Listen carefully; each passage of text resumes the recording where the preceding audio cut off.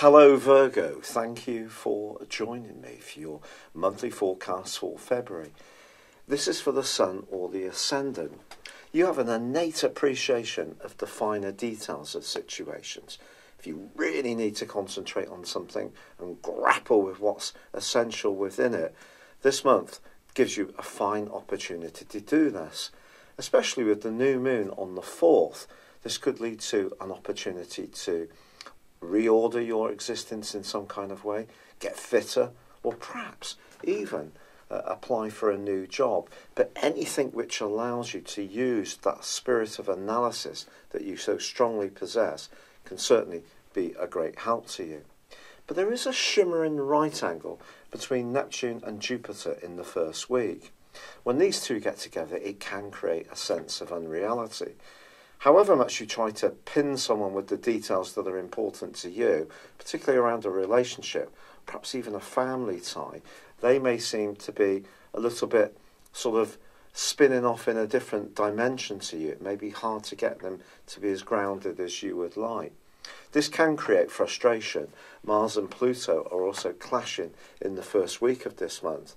When these two get together, it can create a really quite a much more cutting and even forceful environment. Now, Mars is in a very lusty, outgoing and potentially creative part of your scope, so very good for changes in that regard. But it could see you, if you're single, this combination of energies, attracted to someone who seems to be full of mystique and mysteriousness, and that may be very enticing. But in some way or another, however much you fancy them, they may seem a bit out of reach or frustrate you with their lack of upfrontness. However, the new moon, which occurs on the 4th, does give you an opportunity to make a difference. This is forging a great link with Jupiter. Jupiter is in your sector of your home, and if you are wanting to make some significant changes to where you live, this aspect, perhaps even working from home, can give you a real sense of going for it, for being for being much more positive and bold and getting on the front foot. So really good stuff. Now on the 4th, it is true that Venus is going to be relocating.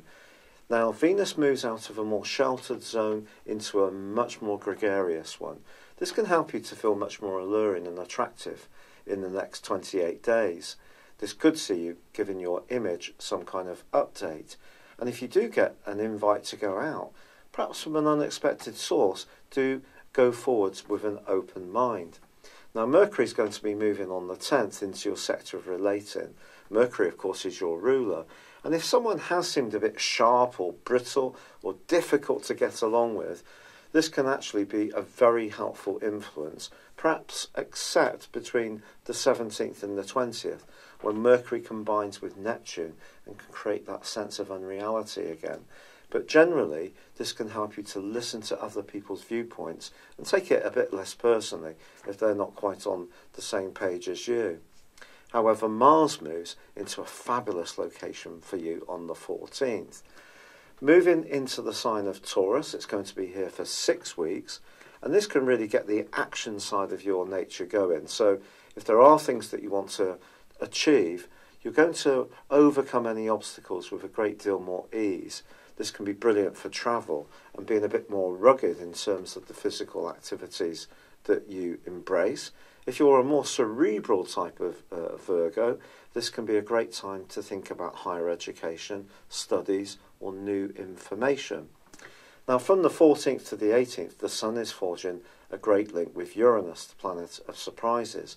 And perhaps the surprise could come in the shape of a job offer or a way of approaching your life in a more novel, unique, or imaginative way, which can pay dividends for you.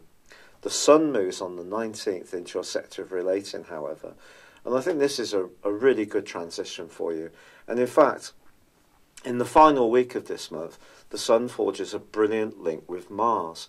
If there is someone who really takes your fancy, don't hold back from telling them, even if you're someone who could be a little bit reserved, perhaps even wary of stepping out of your comfort zone when it comes to relationships, this may actually be the time when you need to seize the moment and show a devil-may-care attitude. It could just pay off tremendously well. In an existing relationship, this last week is a great time to try to shake things up a bit, especially if things have become a little mundane and too focused on those everyday matters, when a little bit of drama breaking out, whether it's in a cultural sense, through travel, or just being much more spontaneous in the things you do together, can certainly bring their dividends. It's been a real pleasure being with you, Virgo. I'd love it if you would subscribe to my channel if you've yet to do so. And remember, if you've yet to order your 12-month personal horoscope forecast for this year, you can achieve a 30% discount on the link below if you buy your character analysis as well. But for now, I'd love it if you would like or comment. But good luck and goodbye. Hello, thank you so much for watching my video. I'd love you to join me at my Horoscope Ace app. You can find this at www.horoscope-ace.com. You can use it through Android, iOS, Apple or Facebook. Check out your ascendant or your moon sign or download your free birth chart. There's all your favourite videos, plus there are daily, weekly, monthly and yearly horoscopes for general, love, Chinese and Indian astrology. If your passion is tarot, there's my brilliant 3-card money or love tarot readings too. And it's all there at www.horoscope-ace.com. Thank you.